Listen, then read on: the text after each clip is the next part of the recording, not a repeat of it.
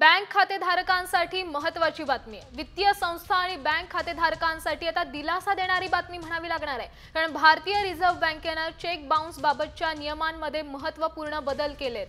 Negotiation instruments act section 138 नुसार होणाऱ्या गुन्ह्यांची संख्या कमी करण्यासाठी हे बदल करण्यात आले आहेत। चेक बाउन्स झाल्यानंतर बँका 24 तासात ईमेलद्वारे कळवणार आहेत। गुन्ह्याची संख्या कमी होऊन ग्राहकांवरील कायदेशीर कारवाई ही होण्याची शक्यता यामुळे टळू शकणार आहे।